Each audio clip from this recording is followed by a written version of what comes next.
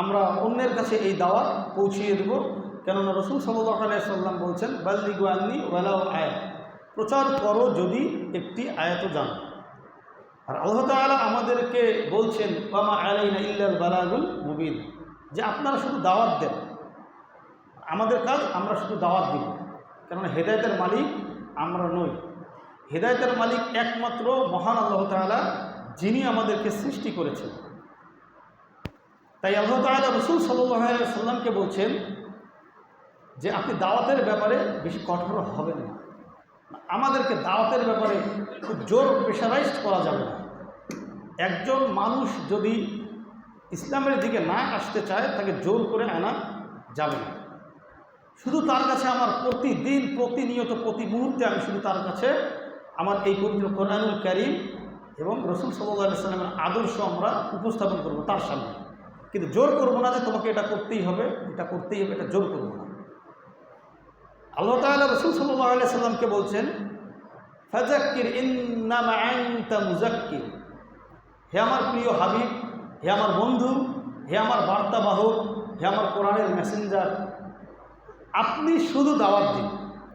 আপনার কাজ শুধু দাওয়াত দেয়া, আপনার কাজ দাওয়াত দেয়া। আপনি জোর করে পিটিয়ে কাউকে হেদায়েত করতে পারবেন না। কেননা হেদায়েত তো আপনার হাতে নাই, হেদায়েত আমি আল্লাহ, আমার হাতে হেদায়েত। অতএব আপনি শুধু আমার বাণীগুলো পৌঁছিয়ে দিন। কেননা আমি তো সব মানুষকে হেদায়েত করব না, সব মানুষকে আমি হেদায়েত দিব না। তাই আপনি শুধু দাওয়াতটা পৌঁছায় দেন। আমি যে এই যে একটা কোরআনের বাণী আপনার কাছে দিলাম, এই কোরআনের বাণীগুলো আপনি শুধু পৌঁছিয়ে দিন। তাই আমরা আজকের আলোচনাগুলো শুনব দাওয়াতের নিয়তে, নিজে আমল করব এবং অন্যকেও আমল করানোর জন্য তাগিদ দিব।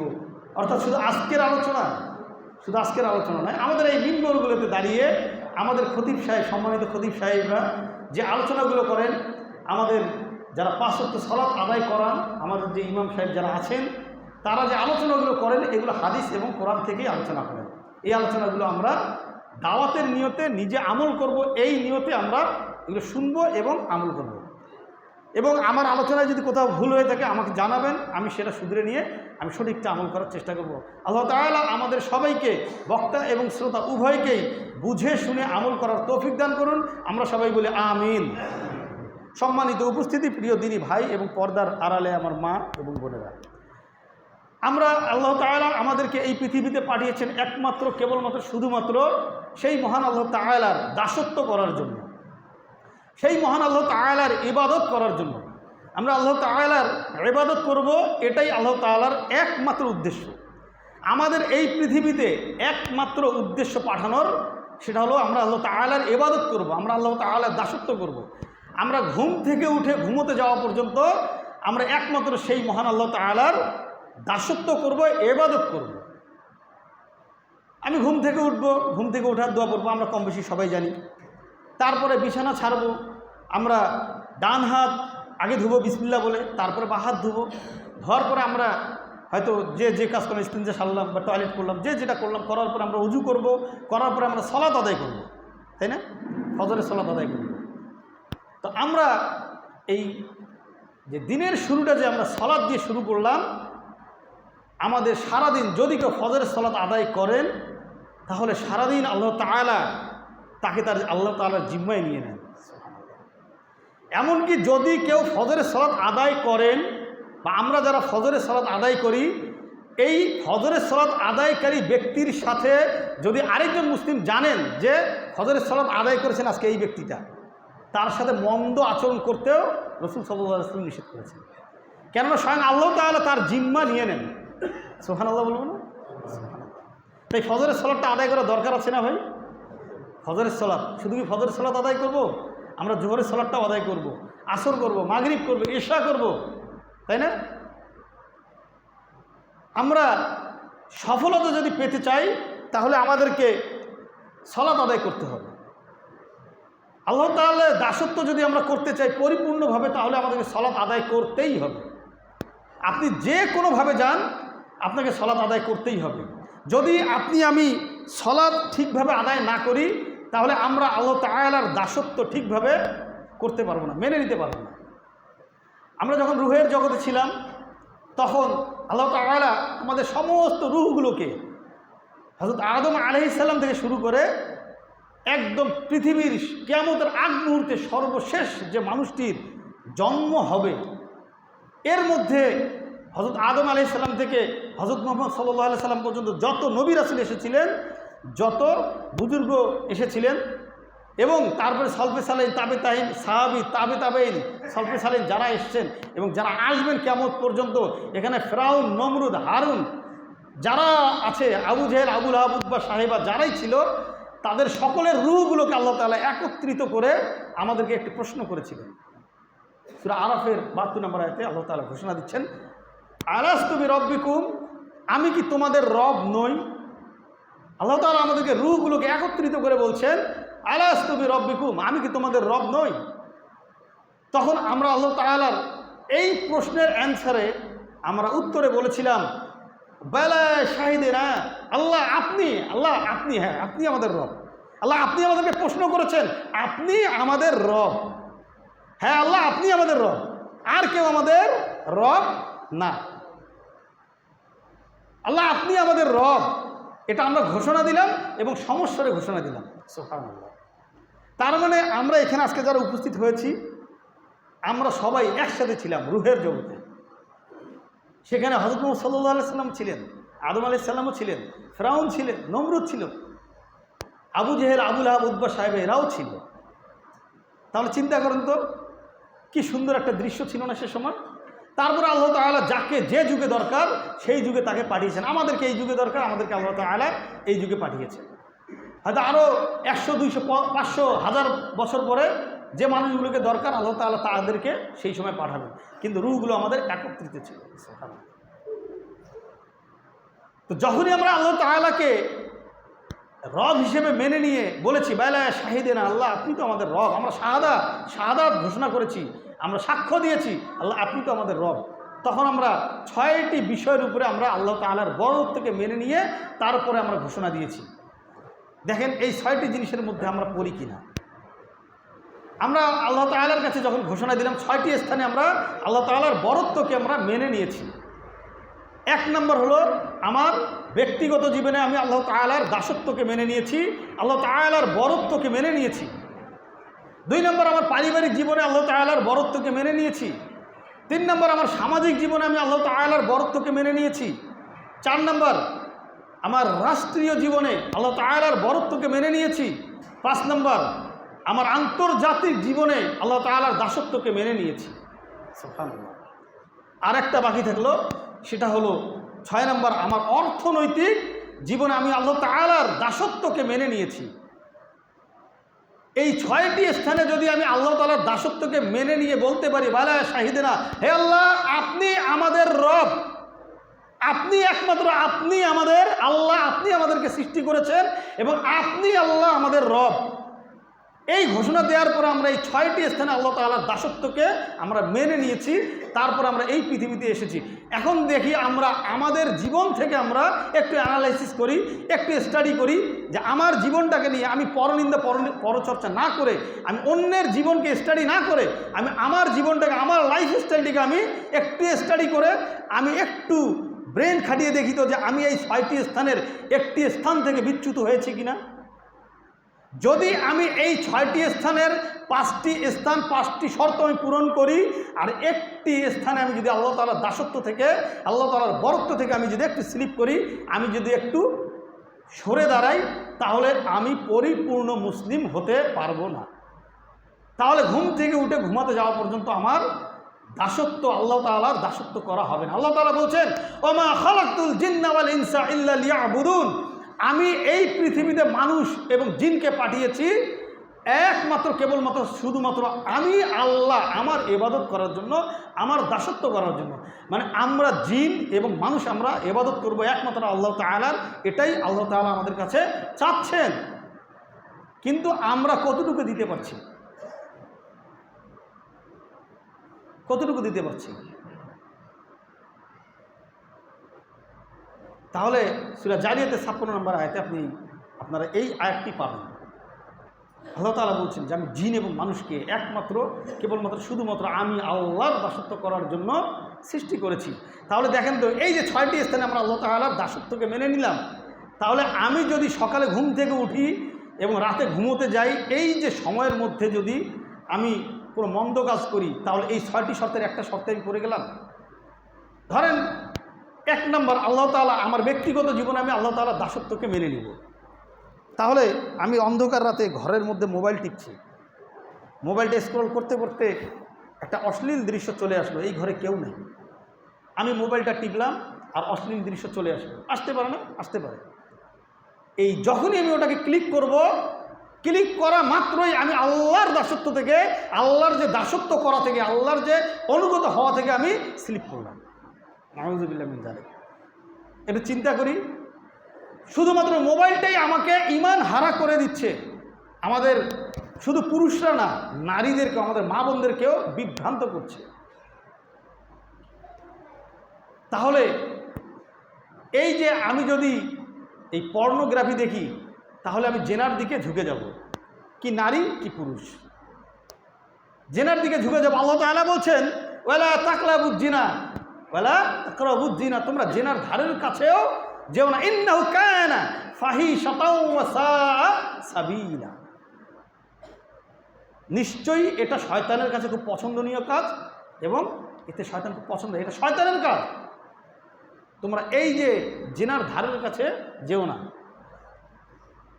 অথচ আমরা মোবাইল হাতে নিলেই আমরা গান বাজনা, অশ্লীল দৃশ্য, নাটক, সিনেমা, এই মজার মজার চোখরোচক জিনিসগুলো আমরা দেখি, কিন্তু এই মজা আমার দুনিয়াতেই শেষ। যদি আমি এগুলো কন্টিনিউ করতে থাকি, তাহলে আমি দুনিয়া এবং আখিরাত উভয় জাহানেই আমি ক্ষতিগ্রস্ত। দুনিয়ায় ক্ষতিগ্রস্ত কীভাবে? আমি যখন কোনো নাটক দেখব, কোনো মন্দ সিনেমা দেখব, যখন কোনো আমি অশ্লীল দৃশ্য দেখব, আমাকে ওটা জেনার দিকে নিয়ে যাবে। মিউজিক কেন হারাম? গান কেন হারাম?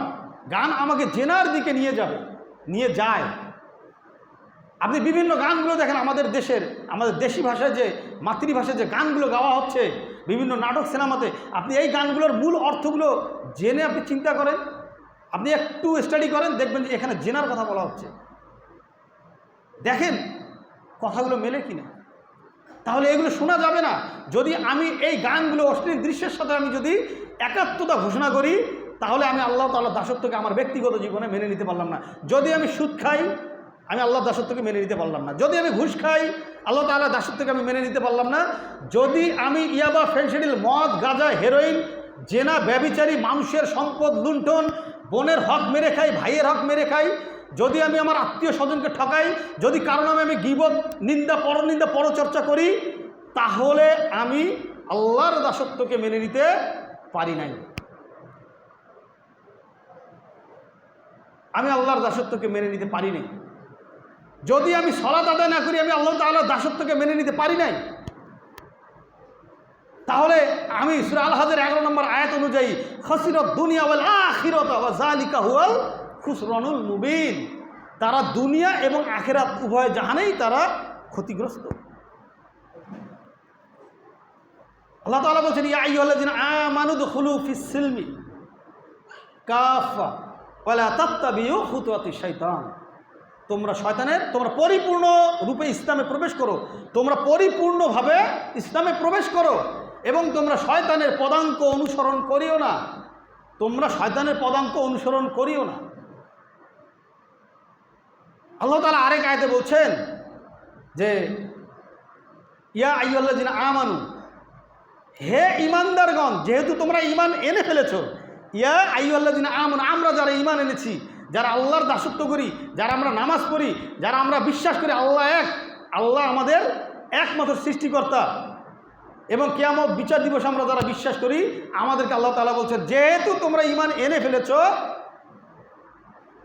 নিশ্চয় ইন্নামাল খামরু ওয়াল মাইসিরু ওয়াল আনসাবু ওয়াল আজলামু রিজসুম মিন আমালিশ শাইতান ফাস্তানিবুহু লাআল্লাকুম তাত্তাকুন। তাহলে এই সূরা মাইদার 90 নম্বর আয়াতে আল্লাহ তাআলা বলছেন যে তোমরা যেহেতু ঈমান এনেছো, তোমরা জেনে রাখো, নিশ্চয় মদ, গাঁজা, ফেনসিডিল, ইয়াবা, এই যে বিড়ি, সিগারেট, জর্দা, গুল, তামাক এবং জুয়া, মূর্তি পূজা এবং জাদুবিদ্যা, এগুলো হারাম, এগুলো মন্দ কাজ, এগুলো শয়তানের কাজ। তোমরা এই কাজগুলোর ধারের কাছে যেও না, এই কাজগুলো করো না। সূরা বাকারার 168 নম্বর আয়াতে আল্লাহ তাআলা বলছেন, ইয়া আইয়ুহান নাস কুলু মিম্মা ফিল আরদ হালালান তাইয়্যিবা ওয়া লা তাত্তাবিউ খুতুওয়াতিশ শাইতান। তোমরা হে পৃথিবীর মানুষ, হে পৃথিবীর নারী এবং পুরুষ, ওখানে বললেন আল্লাহ তাআলা ইমানদারদেরকে, আর এখানে বললেন আল্লাহ তাআলা সমস্ত মানব জাতিকে, হিন্দু, খ্রিস্টান, বৌদ্ধ, মুসলিম যা আছে সবাইকে আল্লাহ তাআলা বলছেন, ইয়া আইয়ুহান নাস কুলু মিম্মা ফিল আরদ হালালান তাইয়্যিবা ওয়া লা তাত্তাবিউ খুতুওয়াতিশ শাইতান। তোমরা হালাল খাও, হালাল ভক্ষণ করো। আমি এই পৃথিবীতে তোমাদের জন্য যা কিছু হালাল সৃষ্টি করেছি তা থেকে তোমরা ভক্ষণ করো, তা তোমরা আহার করো, তা তোমরা খাও, এবং তোমরা শয়তানের পদাঙ্ক অনুসরণ করিও না। আল্লাহ তাআলা খালি কোরআনে বারবার বলছেন তোমরা শয়তানের পদাঙ্ক অনুসরণ করিও না। কিন্তু আমরা সর্বদাই শয়তানের পদাঙ্ক অনুসরণ করি।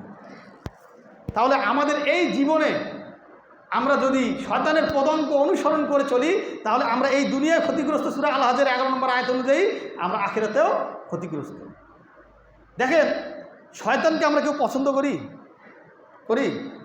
কেউ আছেন? আমরা এখানে আছি, আমরা শয়তানকে পছন্দ করি? যদি ইবলিস আমাদের সামনে এই সময় সাক্ষাৎ দিয়ে দেন একদম সশরীরে, আমরা ইবলিসের সাথে যাব? ইবলিসের নামটা শুনলেই আমাদের গা জ্বলে না? যদি আমাকে বলা হয় যে তুমি একটা পাক্কা ইবলিস, বা আমি যদি কাউকে বলি আপনার কার্যক্রম পুরো ইবলিসের মতন, ওই ব্যক্তি আমাকে আস্ত রাখবে? আমি যদি আপনাদের কাউকে বলি, একটা ছোট বাচ্চাকে, এই ধরেন এই বাচ্চাটাকেই বললাম যে তুমি ইবলিস, ও যদি জানে ইবলিস কী জিনিস, ও আমাকে আস্ত রাখবে? ইবলিসকে আমরা পছন্দ করি না, কিন্তু ইবলিসের কর্মগুলোকে আমরা পছন্দ করি এবং আমরা সেগুলো করি। এই আমরা মুসলমান। ইবলিসকে আমরা পছন্দ করি না, কিন্তু ইবলিসের কর্মকাণ্ডগুলো আমরা প্রতিনিয়ত করছি। প্রতিনিয়তই আমরা ইবলিসের কর্মকাণ্ডগুলো পরিচালনা করছি। আল্লাহ তাআলা বলছেন, ইয়া আইয়ুহাল্লাযিনা আমানুত্তাকুল্লাহ, হে ঈমানদারগণ তোমরা আমাকে ভয় করো, হাক্কা তুকাতিহি, যেভাবে ভয় করা দরকার। হে ঈমানদারগণ, হে পৃথিবীর ঈমানদার নারী পুরুষগণ, তোমরা আমি আল্লাহকে ভয় করো যেভাবে ভয় করা দরকার। হাক্কা তুকাতিহি ওয়া লা তামুতুন্না ইল্লা ওয়া আনতুম মুসলিমুন, এবং তোমরা পরিপূর্ণ মুসলিম না হয়ে এই পৃথিবীর মায়া ত্যাগ করবে না। তোমরা পরিপূর্ণ মুসলিম না হয়ে মৃত্যুবরণ করবে না। আল্লাহ তাআলা আমাদেরকে থ্রেট দিচ্ছেন এই আয়াত অনুযায়ী। প্রত্যেকটা জুমায় এই আয়াতটা তেলাওয়াত করা হয় না ভাই? প্রতিটা মেম্বারে আজকে এই আয়াতটা তেলাওয়াত করা হচ্ছে। ইয়া আইয়ুহাল্লাযিনা আমানুত্তাকুল্লাহা হাক্কা তুকাতিহি ওয়া লা তামুতুন্না ইল্লা ওয়া আনতুম মুসলিমুন। হে ঈমানদারগণ, তোমরা ঈমান এনে ফেলেছো, তোমরা ঈমানদার হয়েছো, নিজেকে তোমরা ঈমানদার বলে দাবি করছো, তোমরা পরিপূর্ণ, তোমরা আমি আল্লাহকে ভয় করো। আমি আল্লাহ তোমাদেরকে সৃষ্টি করেছি, এই পৃথিবীতে আমি তোমাদেরকে আমার দাসত্ব করার জন্য পাঠিয়েছি। তোমরা আমাকে ভয় করো, আমি আল্লাহকে ভয় করো। কিভাবে? যেভাবে ভয় করা দরকার। আমরা কি সেভাবে ভয় করি? বলেন তো, আমরা ভয় করি? আমরা আমাদের এলাকার কাউন্সিলর যদি বলে, বা মেম্বার অথবা এসপি, ডিসি, মন্ত্রী আমাকে ডাকলো ফোন কল করে, আমি হাসতে নাচতে চলে গেলাম, পরিপূর্ণ সুন্দর পরিপাটি ড্রেস পরে, চুল টুল কেটে সুন্দর স্টাইল করে, আমি হাতে ঘড়ি পরে সুন্দরভাবে চলে গেলাম। কেন গেলাম? সে একজন সম্মানী ব্যক্তি, তার কাছে গেলে সে আমাকে যেন সুন্দর পরিপাটি দেখে। নোংরা কাপড় পরলে কেমন লাগবে? আর আমি কার সামনে দাঁড়াচ্ছি? সালাত আদায় করতে, সেই মহান আল্লাহ তাআলার কাছে। সেখানে আসছি আমি যেমন তেমন হয়ে। আমি যদি আল্লাহ তাআলাকে ভয় করি, তাহলে আজকে ফজরের সালাত আদায় করেছি। আমরা কতজন আজকে ফজরের সালাতটা আদায় করেছি? হাত তুলতে বলবো না, কিন্তু কথা হলো আমি নিজেকে প্রশ্ন করি যে আমার ব্যক্তিগত জীবনে আমি আল্লাহ তাআলার দাসত্বকে মেনে নিতে পেরেছি কিনা। তারপরে আসেন আমার পারিবারিক জীবনে, আমার পরিবারকে আমি ইসলামাইজড করতে পেরেছি কিনা। শুধু আমি কি ফজরের সালাত আদায় করতে আসলাম? আমার বিবি বাচ্চাকে আমি তুলে দিলাম কিনা, ডাকলাম কিনা? আমার পরিবারটাকে আমি ইসলামাইজ করতে পারলাম কিনা? আমার বাবা মা, ভাই বোন, আত্মীয় স্বজনকে আমি ইসলামাইজ করতে পারলাম কিনা? আমার স্ত্রী, সন্তান, কন্যা যারা আমার অধীনস্থ, যারা আমার বাড়ির নারীরা, আমাদের মা বোনেরা যারাই আমার অধীনস্থ, তাদেরকে আমি পর্দার মধ্যে রাখতে পারলাম কিনা? তাদের কারণে আমি দায়ুস হয়ে যাচ্ছি কিনা? আমি হজ করে আসছি, আমার মেয়ে, আমার বিবি, আমার সন্তান, আমার মা, আমার বোন, আমার অধীনস্থ যদি তারা থাকে, তারা বেপর্দায় বের হচ্ছে কিনা? আর বেপর্দায় বের হলেই আমি দায়ুস হয়ে যাচ্ছি। আর রাসূল সাল্লাল্লাহু আলাইহি ওয়াসাল্লাম বলছেন, আর দায়ুস লা ইয়াদখুলুল জান্নাত, দায়ুস কখনো জান্নাতে যাবে না। দায়ুস কখনো জান্নাতে যাবে না। তাহলে আমার পরিবারটাকে আমি ইসলামাইজ করতে পারলাম কিনা? আমি দায়ী হয়ে যাচ্ছি কি না, আমি সালাত আদায় করতে গেলাম আমার বউ বাচ্চাকে ডেকে দিলাম কি না, তাই না? সূরা তাহরিমে আল্লাহ তাআলা বলছেন যে ইয়া আইয়ুহান নাবিয়্যু, হে নবী, হে আমার প্রিয় হাবিব, হে আমার বন্ধু, জাহিদিল কুফফারা ওয়াল মুনাফিকিন ওয়াগলুজ আলাইহিম ওয়া মাওয়াহুম জাহান্নামু ওয়া বিসাল মাসির। সূরা তাহরিমের 8 নম্বর আয়াতে আল্লাহ তাআলা এই ঘোষণা দিচ্ছেন, হে আমার প্রিয় বন্ধু, হে আমার নবী, হে আমার হাবিব, হে আমার বার্তাবাহক, হে আমার কোরআনের মেসেঞ্জার, আপনি জিহাদ করুন। আপনি জিহাদ করুন কাদের বিরুদ্ধে? যারা মুনাফিক এবং মুশরিক, তাদের বিরুদ্ধে আপনি কঠোর হন, জিহাদ করুন এবং কঠোর হন। তাদের বিরুদ্ধে আপনি শক্তি সঞ্চার করে কঠোর হন, কেননা তারা মুনাফিকই জীবনযাপন করছে। আর মুনাফিক হবেই হলো মুসলিম থেকে, মুনাফিক হবেই মুসলিম থেকে, অন্য কোনো ধর্ম থেকে মুনাফিক তৈরি হয় না। মুনাফিক হয় হলো মুসলিম থেকে। আমরা যারা মুসলমান, আমাদের এই মুসলমান ইসলাম ধর্মের যে আমরা অনুসারী, আমাদের মাঝখান থেকেই মুনাফিক তৈরি হবে। কোনো ইহুদি, কোনো খ্রিস্টান, কোনো বৌদ্ধ এরা মুনাফিক হয় না, মুনাফিক হয় মুসলমান থেকে। আর মুনাফিকের লক্ষণ কয়টি? 3টি। রাসূল সাল্লাল্লাহু আলাইহি ওয়াসাল্লাম বলছেন আয়াতুল মুনাফিকিন সালাতুন, মুনাফিকের লক্ষণ হলো 3টি। 1 নম্বর ইজা হাদ্দাসা কাযাবা, যখন সে কথা বলবে তখন সে মিথ্যা কথা বলবে, মানে কথা বললেই সে মিথ্যা কথা বলবে। তাহলে যদি আমি কথা বললেই মিথ্যা কথা বলি তাহলে আমি মুনাফিক। ইজা ওয়াদা আখলাফা, যখন কেউ ওয়াদা করে, ওয়াদা করার পরে সেই ওয়াদা রক্ষা করে না, তাহলে সেও মুনাফিক। ইজা তুমিনা, 3 নম্বর ইজা তুমিনা খনা, যদি কারো কাছে কোনো কিছু আমানত রাখা হয় তাহলে সে সেই আমানতের খেয়ানত করে দেয়। এখন এই আয়াতের এই হাদিস অনুযায়ী যদি আমি মিথ্যা কথা বলি তাহলে আমি মুনাফিক, যদি আমি ওয়াদার বরখেলাপ করি আমি মুনাফিক, যদি আমি আমানতের খেয়ানত করি আমি মুনাফিক। আমার কাছে আমার স্ত্রী সন্তান আমানত, আল্লাহ তাআলা আমানত দিয়েছেন, তাদেরকে ইসলামাইজ করতে হবে, এটাই আমার আমানত, এটাই আমার আমানতদারিতা। তাহলে আমার আমানতদারিতা কোথায় থাকবে? সামাজিক জীবনে, আমার সামাজিক জীবনে এগুলো লম্বা আলোচনা, এই একটা হাদিসের উপরে আলোচনা করলে ঘন্টার পর ঘন্টা চলে যাবে, তাও শেষ হবে না, আরও অনেক আলোচনা আসে, কিন্তু সব করা সম্ভব না, টাচ করে যাচ্ছি। 3 নম্বর, আমার সামাজিক জীবনে আমি কতটুকু আল্লাহ তাআলার দাসত্বকে মেনে নিতে পেরেছি। আমার সমাজে একজন মদ খায়, গাঁজা খায়, জিনা করে, ব্যভিচারী করে, নোংরা কাজের সাথে লিপ্ত, গীবত করে, একজনের সাথে আরেকজনের ঝগড়া লাগিয়ে দেয়, আছে না এরকম? মোড়ের মধ্যে বসে বসে সারাদিন গীবত করে। আমরা এই ব্যক্তিগুলোকে নিকৃষ্ট মনে করে তাদের থেকে দূরে সরে যাই। আমি তো 5 ওয়াক্ত নামাজ আদায় করি, আমি অনেক ভালো মানুষ, আমি এগুলো করব না, আমি ওর সাথে কেন বসবো, ওর সাথে আমার যায় না, আমি কেন তার সাথে কথা বলবো, আমাকে ওর সাথে দেখলে মানুষ মন্দ বলবে, ছি ছি তুমি 5 ওয়াক্ত সালাত আদায় করো, তুমি সমাজে একজন প্রতিষ্ঠিত ব্যক্তি, তুমি ভালো চাকরি করো, ভালো ব্যবসা করো, তুমি সমাজে একদম সম্মানী ব্যক্তি, তুমি কেন ওর সাথে, মানুষ আমাকে এই ধরনের নোংরা কথা বলবে, নোংরা অপবাদ দিবে, না না আমি তার সাথে মিশবো না। আমি হলাম তার চেয়েও নিকৃষ্ট, আমি তার চেয়েও নিকৃষ্ট। যদি এই চিন্তা করে ওই মদ খাওয়া ব্যক্তিটাকে, ওই জেনা করা ব্যক্তিটাকে, ওই সুদ খাওয়া ব্যক্তিটাকে, ওই অপকর্ম করা ব্যক্তিটাকে যদি আমি তার কাছ থেকে দূরে সরে যাই এই চিন্তা করে, তবে আমি তার চেয়ে নিকৃষ্ট। কারণ একজন মানুষ যদি মদ খায় তাকে মদ খাওয়া ছাড়াতে হবে, তাকে মসজিদে আসতে, ভাই তুমি মদ খাও মসজিদে আসো, জেনা করো মসজিদে আসো, জুয়া খেলো মসজিদে আসো, তুমি মূর্তি পূজা দেখতে গিয়েছো মসজিদে আসো, তুমি মানুষের হক মারো মসজিদে আসো, জুলুম করো মসজিদে আসো। কেননা মসজিদে আসলে সে 5 ওয়াক্ত সালাত আদায় করলেই সে সমস্ত মন্দ কাজ ছেড়ে দেবে।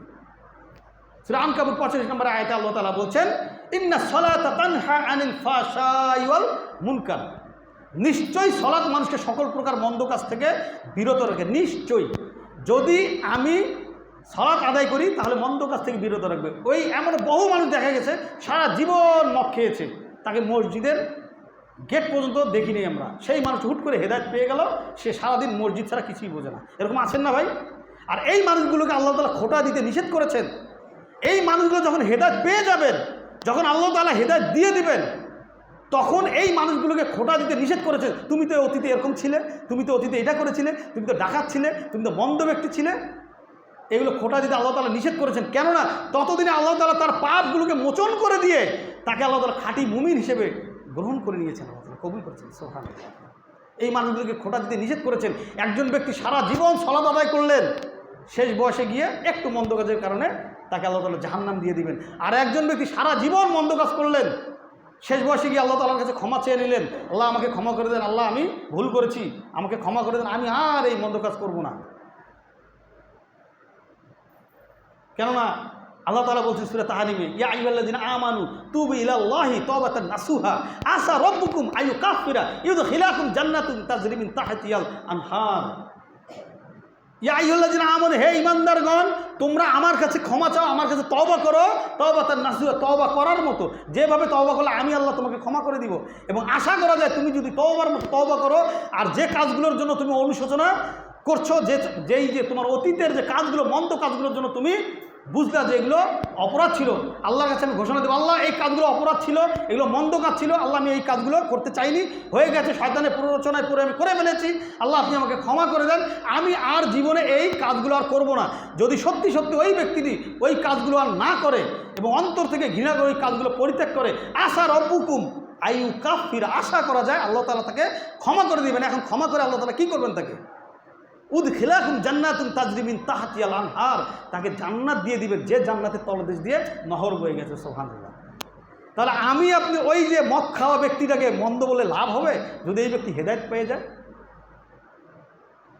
তাহলে এরকম অনেক আয়াত আছে, অনেক হাদিস আছে যেগুলো রাসূল সাল্লাল্লাহু আলাইহি সাল্লাম মানে তার জীবদ্দশায় এগুলো বলে গেছেন, করে গেছেন, লম্বা আলোচনা। তো আমাদেরকে ইসলামাইট হতে হবে, আমাদেরকে আল্লাহ ভীতি অর্জন করতে হবে, তাকওয়া অর্জন করতে হবে। আর আল্লাহ ভীতি অর্জন করার একমাত্র উপায় হলো রাসূল সাল্লাল্লাহু আলাইহি সাল্লামের আদর্শ। আল্লাহ তাআলা বলছেন, আতিউল্লাহ ওয়া আতিউর রাসূল, তোমরা আমার আনুগত্য করো এবং আমার রাসূলের, তোমরা আমার দাসত্ব করো এবং আমার রাসূলের আনুগত্য করো। কিন্তু আমরা কি করি? আমরা রাসূল সাল্লাল্লাহু আলাইহি সাল্লামকে ভালোবাসি। এখানে এমন কেউ আসি যারা আমরা রাসূল সাল্লাল্লাহু আলাইহি সাল্লামকে ভালোবাসি না? যদি এখানে একজন ব্যক্তি এসে আমার প্রাণপ্রিয় রাসূল সাল্লাল্লাহু আলাইহি সাল্লামকে গালি দেন, আমরা তাকে আস্ত রাখবো? প্রশাসন আসার আগেই না তাকে আমরা ডেট করে ফেলবো, মেরে ফেলবো, তাকে কবরস্থ করে দিব। কিন্তু এই রাসূল সাল্লাল্লাহু আলাইহি সাল্লামের, ইবলিসকে যেমন ভালোবাসি না, তার কাজগুলোকে আমরা সুন্দরভাবে করি। ইবলিসকে আমরা ভালোবাসি না, ইবলিসকে আমরা ঘৃণা করি, কিন্তু ইবলিসের কর্মগুলো আমরা সুন্দরভাবে পরিচালনা করি প্রতিদিন। আর রাসূল সাল্লাল্লাহু আলাইহি সাল্লামকে আমরা ভালোবাসতে একটুও কুণ্ঠাবোধ করি না, একটুও পিছপা হয় না, আমরা একটুকু পিছনে সরে যাই না। কিন্তু রাসূল সাল্লাল্লাহু আলাইহি সাল্লামের দেখানো পথ এবং মতগুলোকে আমরা অনুসরণ করি না। রাসূল সাল্লাল্লাহু আলাইহি সাল্লাম বলছেন, তোমরা টাকনুর নিচে প্যান্ট পরো না, তোমরা টাকনুর নিচে পোশাক পরো না, আর আমরা টাকনুর নিচে বেশি পরি। রাসূল সাল্লাল্লাহু আলাইহি সাল্লাম বলছেন, মা আসফালা মিনাল কাবাইন মিনাল ইজারি ফিন্নার, যার পরিধেয় বস্ত্রটি টাকনুর নিচে চলে যাবে তার ওই অংশটি জাহান্নামের আগুনে পুড়তে থাকবে। আর আমরা টাকনুর নিচে প্যান্ট পরে স্টাইল করি। রাসূল সাল্লাল্লাহু আলাইহি সাল্লাম বলছেন, তোমরা জুলুম করো না, আর জুলুমাতুন ইয়াউমাল কিয়ামাহ, জুলুমকারীর জুলুম কিয়ামতের দিন অন্ধকার হয়ে ধরা দিবে, তোমরা কারোর সাথে জুলুম করো না। আর আমরা জুলুম করে বসে থাকি। আল্লাহ রাসূল বলছেন সাল্লাল্লাহু আলাইহি সাল্লাম যে যদি তোমার নিজের ভাই কারো সাথে জুলুম করে, এমনকি তোমার সাথে জুলুম করে, তাকে তুমি তাকে সঙ্গ দিয়ে তাকে তুমি সাহায্য করো। কি সাহায্য? তাকে জুলুম করা থেকে বিরত রাখো, এটাই তার জন্য সাহায্য। সে জুলুম করছে, ভাই জুলুম করা যাবে না, ভাই জুলুম হারাম, তুমি জুলুম করো না। রাসূল সাল্লাল্লাহু আলাইহি সাল্লাম বলছেন, আউয়ালু মা ইউহাসাবু বিহিল আবদি ইয়াউমাল কিয়ামাতিস সালাহ, বান্দার কিয়ামতের দিন সর্বপ্রথম হিসাব হবে সালাতের। কিন্তু আমরা সালাত আদায় করি? সালাত আদায় করি না। প্রতিদিন 5 বার আমাদের মুয়াজ্জিন সাহেব মাইকে আমাদেরকে ডাকছেন, আল্লাহু আকবার, আল্লাহু আকবার, হাইয়া আলাস সালাহ, হাইয়া আলাস সালাহ, হাইয়া আলাল ফালাহ, হাইয়া আলাল ফালাহ। আমরা শুনি, আস্তে করে আমরা কানটা আরেকদিকে ঘুরিয়ে দিই, আমরা বালিশটা চাপা দিয়ে আমরা ঘুমিয়ে পড়ি, সালাত আদায় করি না। তাহলে আমি পরিপূর্ণ মুসলিম হতে পেরেছি? পরিপূর্ণ মুসলিম হতে পারিনি। আমি যদি রাসূল সাল্লাল্লাহু আলাইহি সাল্লামের আদর্শকে অনুধাবন, অনুসরণ না করি, তাহলে আমি কখনোই পরিপূর্ণ মুসলিম হতে পারবো না। কেননা রাসূল সাল্লাল্লাহু আলাইহি সাল্লাম এই পৃথিবীবাসীর জন্য এসেছেন রহমত স্বরূপ, আল্লাহ তাআলা পাঠিয়েছেন রহমত স্বরূপ। আল্লাহ তাআলা বলছেন, ওয়া মা আরসালনাকা ইল্লা রাহমাতাল লিল আলামিন, হে নবী আপনাকে আমি এই পৃথিবীবাসীর জন্য পাঠালাম রহমত স্বরূপ। সূরা আল কালামে 4 নম্বর আয়াতে আল্লাহ তাআলা বলছেন, ইন্নাকা লাআলা খুলুকিন আযীম, হে আমার প্রিয় হবে আপনার চরিত্রই সর্বশ্রেষ্ঠ চরিত্র। লাকাদ কানা লাকুম ফি রাসূলিল্লাহি উসওয়াতুন হাসানা। এই যে আয়াতগুলো সব রাসূল সাল্লাল্লাহু আলাইহি ওয়াসাল্লাম সম্পর্কে। আর আমাদের নাস্তিকরা কি বলেন? আমাদের দেশে নাস্তিক যারা অনেক পড়াশোনা করে জ্ঞান অর্জন করে একটা সময় ইসলাম থেকে দূরে সরে যায়। দূরে সরে গিয়ে তারা বলে যে কিসের মুহাম্মদ, কিসের কোরআন, এগুলো নাই। তিনি তো কোরআনেই পড়েন নাই, তিনি কোরআনেই পড়েন নাই। রাসূল সাল্লাল্লাহু আলাইহি ওয়াসাল্লামের জীবনটাই তিনি আদর্শ, জীবন আদর্শ এটাই পড়েননি, সিরাতটাই পড়েননি। তাহলে তিনি তো পথভ্রষ্ট হবেন। তিনি বড় বড় ডেল কার্নেগি বলেন, মাইকেল মধুসূদন দত্ত বলেন, শেক্সপিয়ার বলেন, কার কার বই বলেন, সব বই পড়েছেন, কিন্তু তিনি সব বই পড়ে ফেলছেন। কিন্তু পবিত্র কোরআনুল কারীম, যেটা আল্লাহ তাআলা বলছেন যে তানজিলাল আজিজুর রহিম, আমি আল্লাহর পক্ষ থেকে এটা নাজিলকৃত, লা রাইবা ফীহি হুদাল লিল মুত্তাকিন। এই যে আয়াতগুলো যে আল্লাহ তাআলা বলছেন যেটা মুত্তাকিন, এইখানে যালিকাল কিতাবুল লা রাইবা ফীহি হুদাল লিল মুত্তাকিন, এই কিতাবে কোনো ভুল নাই। চ্যালেঞ্জ করছেন আল্লাহ তাআলা, কিয়ামত পর্যন্ত কেউ একটা ভুল বের করতে পারবে না। এবং এই যে পবিত্র কোরআনুল কারীম, এটা হেদায়েত প্রাপ্তদের জন্য পথ প্রদর্শক, হেদায়েত স্বরূপ। আমরা এই কোরআনকে খুলে দেখি না, পড়ি না, আমরা কোরআনের জ্ঞান অন্বেষণ করি না। আল্লাহ তাআলা বলছেন ওয়ালাকাদ ইয়াসসারনাল কোরআনা লিযিকরি ফাহাল মিন মুদ্দাকির। অবশ্যই অবশ্যই আমি কোরআনকে সহজ রূপে নাজিল করেছি, আমি পৃথিবীবাসীর জন্য সহজ রূপে নাজিল করেছি। আপনাদের মধ্যে, তোমাদের মধ্যে কোনো জ্ঞানী আছো যে এটা নিয়ে গবেষণা করবে? আল্লাহ তাআলা আমাদেরকে বলছেন যে তোমাদের মধ্যে কোনো মানুষ আছো যে এটা নিয়ে গবেষণা করবে? আমরা কোরআন জানি না, আমরা কোরআন খুলেও পড়ি না, রাসূল সাল্লাল্লাহু আলাইহি ওয়াসাল্লামের আদর্শকেও দেখি না, অনুধাবন অনুকরণও করি না। আমরা জানি না, এজন্য পড়ি না। আমরা মনে করি কোরআন আমি জানি না, আমি সমাজে সম্মানিত ব্যক্তি, আমি যদি এখন বলি আমি কোরআন জানি না, তাহলে মানুষ আমাকে সিসি বলবে যে এত বয়স হয়েছে কোরআন জানে না, সি সি সি, এটা কেমন কথা? এই ব্যক্তিটার 80, 90, 100 বছর হয়ে গেল, এই ছেলেটার 50, 30, 40, 25 বছর হয়ে গেল, 15, 16, 18, 20 বছর, 22 বছর হয়ে গেল, ছেলেটা এখনও কোরআন জানলো না, সি সি। আবার আমি চিন্তা করলাম যে যাক, এখন তো অনার্স মাস্টার্সে পড়ি, কোরআন জানি না, আচ্ছা পরে শিখে নিব, তাহলে কী হবে? আমার কী হবে? আমি তো কোরআন না শিখে যদি ওই অবস্থায় মৃত্যুবরণ করে ফেলি। গত পরশুদিন আমার এক বন্ধু, 4-5 দিন আগে আমরা একসাথে কথা বলছিলাম। গত পরশুদিন পৌরবাজার চেনেন তো, রংপুর শহরে পৌরবাজার তো অনেকে নাম শুনছেন, গেছেন অনেকে। সেইখানে সে বাজার খরচ করলো, তার বিবিকে নিয়ে বাজার খরচ করলো, সে মাছ কিনলো, গোস্ত কিনলো, মুরগি কিনতে গিয়ে খালি গাড়িটা রাখলো। সুস্থ মানুষ, একদম সুস্থ, একদম সুস্থ, তার কোনো অসুখ নেই, কিচ্ছু নেই, আলহামদুলিল্লাহ, কোনো অসুখই ছিল না, সুস্থ মানুষটা, সুস্থ। এই ছেলেটা কি করলো, খালি গাড়িটা রাখলো, স্ট্যান্ডটাও করতে পারেনি, ওখান থেকে পরেই মারা গেল, পড়ার সাথে সাথে মারা গেল। বিশ্বাস করবেন 5টা সেকেন্ড সময় নেয়নি, বিশ্বাস করবেন, ভিডিওটা এখন আপনারা বিভিন্ন নেটে এখন পাবেন, এটা ভিডিওটা 5টা সেকেন্ড সময় নেয়নি, 5টা সেকেন্ড, সুস্থ মানুষ। রাসূল সাল্লাল্লাহু আলাইহি ওয়াসাল্লাম বলছেন ডান পাশে সালাম ফিরানোর পরে বাম পাশে সালাম ফিরাতে পারবো কি না, এই গ্যারান্টি তো আমাদের নাই। তাহলে আমি চিন্তা করছি কোরআন শিখবো পরে, কেন কোরআন আমি পরে কেন শিখবো? আমি তো আগে শিখতে পারি না, আমি আজকে থেকে শিখতে পারি না? আমি তো অনেক বড় বড় বই পড়ছি, আমাকে কোরআন শিখতে হবে, কোরআনের জ্ঞান অন্বেষণ করতে হবে। কোরআন এমন একটা কিতাব যার জ্ঞান আমাদেরকে অন্বেষণ করতেই হবে। আমার বয়স 80 হোক, 90 হোক, 100 হোক, আমাকে এর জ্ঞান অন্বেষণ করতেই হবে। এবং রাসূল সাল্লাল্লাহু আলাইহি সাল্লামের জীবন দর্শন অনুসরণ করে আমাদেরকে চলতে হবে। আর 5 ওয়াক্ত সালাত না আদায় করলে আমি আমার জীবনে সফলতা অর্জন করতে পারবো না। আল্লাহ তাআলা বলছেন সূরা মুমিনুনের 1 এবং 2 নম্বর আয়াতে যে কদ আফলাহাল মুমিনুন, কদ আফলাহাল মুমিনুন, তারাই মুমিন, তারাই সফল। আল্লাযিনা হুম ফি সলাতিহিম খাশিউন, তারাই সফলতার চূড়ান্ত পর্যায়ে চলে গেছে। কারা? যারা সলাতে বিনয়াবনত ছিল, যারা সলাতে বিনয়াবনত ছিল তারাই সফলকাম হয়ে গেছে। এখন যদি আমি সলাত আদায় করি পরিপূর্ণ একদম ইখলাসের সাথে, তাহলে আমি সফল। আমি ইখলাসের সাথে কখন আদায় করব? যখন আমার মন্দ কাজগুলোকে আমি ছাড়তে পারবো। আল্লাহ তাআলা সূরা বাইয়িনার 5 নম্বর আয়াতে বলছেন ওয়ামা উমিরু ইল্লা লিয়াবুদুল্লাহ মুখলিসিনা লাহুদ্দিন হুনাফা ওয়া ইউকিমুস সালাতা ওয়া ইউতুজ যাকাতা ওয়া যালিকা দীনুল কাইয়্যিমা। তোমরা পরিপূর্ণ তোমরা সালাত আদায় করো আমাকে দেখানোর জন্য, ইখলাসের সহিত। তোমরা আমাকে দেখানোর জন্য তোমরা সালাত আদায় করো ইখলাসের সহিত, এবং তোমরা নামাজ কায়েম করো, যাকাত প্রদান করো। এটাই তোমাদের জন্য একমাত্র দিন, একমাত্র ধর্ম। তাহলে আমাদেরকে সালাত আদায় করতে হবে, রাসূল সাল্লাল্লাহু আলাইহি সাল্লামের জীবন আদর্শ অনুকরণ করে চলতে হবে, এবং আমাদেরকে মৃত্যুর আগে প্রস্তুতি নিয়ে পরিপূর্ণ মুসলিম হয়ে মৃত্যুবরণ করতে হবে। তাছাড়া আমাদের পক্ষে সম্ভব নয়। আর আমাদের নামাজের ক্ষেত্রে আমাদের মা বোনেরা অনেক বেশি গাফেল। বিশেষ করে জোহরের সালাতে, আমি এটা বলে শেষ করে দিচ্ছি, বিশেষ করে জোহরের সালাতে যখন তারা রান্নাবান্না করেন, আমাদের মা বোনেরা এখান থেকে বেশি গাফেল হয়ে যান। কী কারণে? মনে করেন যে রান্নাবান্না চড়ালাম, আমরা এই রান্নাবান্নাটা শেষ করেই আমি সালাতটা আদায় করি। না, আপনার জন্য এই বিধান না।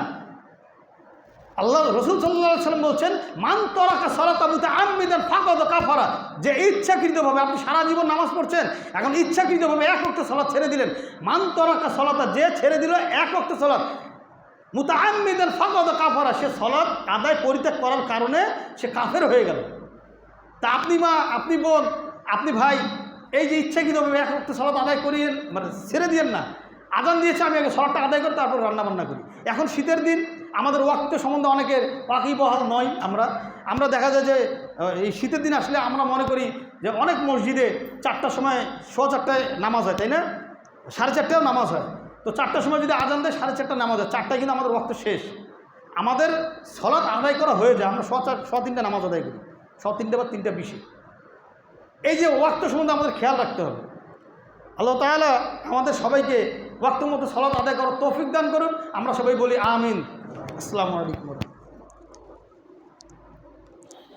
ইন্নাল হামদুলিল্লাহি ওয়াহদা ওয়াসসালাতু ওয়াসসালামু আলা মান লা নাবিয়্যা বা'দা, আম্মা বা'দ, ফাআউযু বিল্লাহি মিনাশ শাইতানির রাজীম। বিসমিল্লাহির রহমানির রহিম। ইন্নাল্লাহা ওয়া মালাইকাতাহু ইউসাল্লুনা আলান নাবিয়্যি ইয়া আইয়ুহাল্লাযিনা আমানু সাল্লু আলাইহি ওয়া সাল্লিমু তাসলিমা। আল্লাহুম্মা সাল্লি আলা মুহাম্মাদ ওয়া আলা আলি মুহাম্মাদ কামা সাল্লাইতা আলা ইব্রাহিম ওয়া আলা আলি ইব্রাহিম ইন্নাকা হামিদুম মাজিদ। আল্লাহুম্মা বারিক আলা মুহাম্মাদ ওয়া আলা আলি মুহাম্মাদ কামা বারাকতা আলা ইব্রাহিম ওয়া আলা আলি ইব্রাহিম ইন্নাকা হামিদুম মাজিদ। সম্মানিত উপস্থিতি, প্রিয় দিনী ভাই এবং পর্দার আড়ালে আমার মা এবং বোনেরা, আমরা সালাতটাকে আমরা খুব শক্তভাবে আমরা আঁকড়ে ধরবো। আপনি যেভাবেই যান সালাতটা আদায় করতে হবে। সালাত আমাদের মিস দেওয়া যাবে না, কারণ রাসূল সাল্লাল্লাহু আলাইহি ওয়াসাল্লাম বলছেন, কত ভয়ঙ্কর হাদিস, বাইনাল আবদি ওয়া বাইনা শিরক ওয়াল কুফরি তারকুস সালাত। বান্দা শিরক এবং কুফরের মধ্যে পার্থক্যই হলো সালাত। বান্দা কুফর এবং শিরকের মধ্যে পার্থক্যটাই হলো সালাত। বাইনাল আবদি ওয়া বাইনা শিরক ওয়াল ঈমান তারকুস সালাত। ঈমানও থাকবে আমার যদি সালাত আমার না থাকে। আর আমরা বলি আমি সালাত আদায় না করলে আমার ঈমান ঠিক আছে। না, আপনার ঈমান ঠিক নাই। আপনি সালাত আদায় না করলে আপনার ঈমানটাই ঠিক নেই, কারণ আল্লাহ তাআলা আপনাকে আমাকে সালাত আদায় করতে বলছেন। তো আমরা সালাত আদায় করব, 5 ওয়াক্ত সালাত আমরা ইখলাসের সহিত আদায় করব। আমরা সূরা বাইয়িনার 5 নম্বর আয়াতটার আমরা অনুসরণ করব। আমরা আল্লাহ তাআলার দাসত্ব করব পরিপূর্ণ ইখলাসের সহিত। আমরা সমস্ত কাজ করব আল্লাহ তাআলাকে ভয় করে। আমি যত অন্ধকারই কাজ করি না, যেটাই করি না কেন আল্লাহ তাআলা দেখছেন, এটা মনে করে আমাকে কাজ করতে হবে। আর আমি আপনাদেরকে একটা মেসেজ দিতে চাই যে আমি যতটুকু আলোচনা করলাম কোরআন এবং হাদিস থেকে করার চেষ্টা করেছি। আর আমার আলোচনায় ভুল ত্রুটি হতে পারে, আমি আগেই স্বীকার করে নিচ্ছি, কেননা আমি আসলে কোনো মাদ্রাসার স্টুডেন্ট নই। আমি একটা মেসেজ আপনাদেরকে দিতে চাই। আর আমি 2-4 মিনিট সময় একটু বেশি, আমরা যেহেতু বিভিন্ন জায়গায় যাই, আপনার কেউ, আমি সময়টা চেয়ে নিলাম, কেউ কিছু মনে করবেন না। আর আমি মাদ্রাসাতুন নববিয়া রংপুরে, আমি এখন ওখানে শিক্ষক হিসেবে আছি। আমি আসলে কোরআন জানতাম না করোনার আগ পর্যন্ত। সত্যি কথা যেটা, আমি সারা জীবন আমি দেখা গেছে যে আমি গান বাজনার সাথে লিপ্ত ছিলাম। হয়তো এখানে অনেকে যারা আমার বয়সী আছেন, তারা হয়তো রংপুর কারমিকেলে যদি পড়ে থাকেন, তারা হয়তো অনেকে আমার গান হয়তো শুনেছেন। তা আমি এগুলো থেকে, গান খুব হারাম এবং খুব নিকৃষ্ট জিনিস, এগুলো থেকে ভাই দূরে থাকতে হবে। এগুলো থেকে দূরে থাকতেই হবে আপনাকে আমাকে। হ্যাঁ, আমি তখনও কোরআন জানতাম না করোনার আগ পর্যন্ত, অর্থাৎ 22 সাল পর্যন্ত, আমি বিশেষ করে 23 সাল পর্যন্ত আমি কোরআন জানতাম না। সত্যি কথা, আমি কোরআন পড়তেও জানতাম না, কখন কোরআন যে খুলে দেখবো এটাও করি। একটা ভয় থেকে যখন একটা দাওয়াত পেলাম, একটা আয়াত পেলাম যে কোরআন আপনার পক্ষে অথবা বিপক্ষে সাক্ষী দিবে, এই কোরআন আপনার আমার বিপক্ষে সাক্ষী দিবে অথবা পক্ষে সাক্ষী দিবে যদি কোরআনকে আমরা বুঝে পড়ে না পড়তে পারি, কোরআনকে আমরা না চর্চা করতে পারি, না তেলাওয়াত করতে পারি, তাহলে আমার বিপক্ষে সাক্ষী দিবে। আর যদি চর্চা করতে পারি, আমার পক্ষে সাক্ষী দিবে। তো এই কোরআন শিখতে গিয়ে আলহামদুলিল্লাহ আল্লাহ তাআলা আমাকে দিনে দায়ী হিসেবে কবুল করেছেন। আলহামদুলিল্লাহ, দোয়া করবেন। আমি দেশের বিভিন্ন প্রান্তে আলহামদুলিল্লাহ বিভিন্ন ওয়াজ মসজিদে যাচ্ছি, বিভিন্ন মসজিদ মাদ্রাসায় আলোচনার জন্য আল্লাহ তাআলা আমাকে নিয়ে যাচ্ছেন। আর আমি আরেকটা মেসেজ দেই যে আমি কিন্তু হানাফি ছিলাম, আমি এখন সহি হানাফি। ইমাম আবু হানিফা রাহিমাহুল্লাহ বলছেন, ইজা সাহাল হাদিস ফাহুয়া মাযহাব। যেটা দেখবে সহি ওটাই আমার মাযহাব। তো আমি আপনাদের এখানে মানে সুবহানে আহলে হাদিসের একটা সংগঠন আছে, আলহামদুলিল্লাহ আমি সেই সংগঠনের সাথেও জড়িত আছি। আমাকে আজকে পাঠানো হয়েছে যে একটা তরুণ, আমাদের যে তরুণ বিশেষ করে ইউথ যারা আছেন, ইসলামাইজড হলে আসলে অনেক ভালো। আপনার জেনারেল নলেজটা থেকে যদি আপনি একটা বেসিক নলেজ আপনি অর্জন করেন, কোরআনের জ্ঞান অন্বেষণ করেন, তাহলে আপনার জেনারেল এবং এই কোরআনের জ্ঞান এই দুটা যদি একসাথে হয়, আর যদি রাসূল সাল্লাল্লাহু আলাইহি ওয়াসাল্লামের আদর্শটা একত্রিত করতে পারি আমরা, তাহলে আমরা এই দুনিয়া এবং আখিরাত উভয় জানে আমরা সফল হব। বিশেষ করে আপনাদের যারা সুবহানে আহলে হাদিসের যারা আছেন, কর্মী ভাইরা আছেন, আপনারা আপনাদের কর্মকাণ্ডগুলো এটা মানে ঠিকভাবে পরিচালনা করার চেষ্টা করবেন। আর আপনারা একটু থাকবেন যারা আছেন জড়িত, আমি আপনাদের সাথে একটু কথা বলবো, আমাকে বলতে বলা হয়েছে। হ্যাঁ, তো আপনারা আমার জন্য দোয়া করবেন যেন আল্লাহ তাআলা আমাকে দিনের দায়ী হিসেবে অহংকার হয়ে যেন আমার জীবনকে আমি পরিচালনা করতে পারি, এবং আমার জীবনের সমস্ত কাজগুলোকে যেন আমি রাসূল সাল্লাল্লাহু আলাইহি ওয়াসাল্লামের দেখানো পথ এবং মত অনুযায়ী এবং আল্লাহকে সন্তুষ্ট করে আমি করতে পারি। আপনারা আমাকে দোয়া করবেন, এবং সেই সাথে আমরা সবাই সবার জন্য দোয়া করব যেন আল্লাহ তাআলা আমাদের সবাইকে সুস্থ রাখেন। আমরা সবাই বলে আমিন। আল্লাহ তাআলা আমাদেরকে সমস্ত বিপদ থেকে হেফাজত করুন, আমিন। আল্লাহ তাআলা আমাদেরকে ঋণ মুক্ত করুন, আমিন। আল্লাহ তাআলা যারা কন্যা দায়গ্রস্ত তাদেরকে আল্লাহ তাআলা এই যে একটা কন্যা দায়গ্রস্ততা থেকে আল্লাহ তাআলা হেফাজত করুন, আমিন। যারা পুত্র সন্তানের কাছ থেকে যারা বিভিন্ন সময় বিভিন্নভাবে অপমান অপদস্থ হচ্ছেন তাদেরকে আল্লাহ তাআলা হেফাজত করুন, আমিন। আল্লাহ তাআলা আমাদের পরিবারগুলোকে ইসলামাইজ করে দিন, আমরা সবাই বলি আমিন। আল্লাহ তাআলা আমাদের মা বোনদেরকে সহ আমাদের সবাইকে পরিপূর্ণভাবে 5 ওয়াক্ত সালাত আদায় করার তৌফিক দান করুন, আমরা সবাই বলি আমিন। ইবাদাল্লাহ রাহিমাকুমুল্লাহ, ইন্নাল্লাহা ইয়ামুরু বিল আদলি ওয়াল ইহসান ওয়া ইতাইযিল কুরবা ওয়া ইয়ানহা আনিল ফাহশাই ওয়াল মুনকারি ওয়াল বাগি ইয়াইযুকুম লাআল্লাকুম তাযাক্কারুন ফাযকুরুনি আযকুরুকুম ওয়াশকুরুনি ওয়ালা তাকফুরুন। কুমুস সালাত।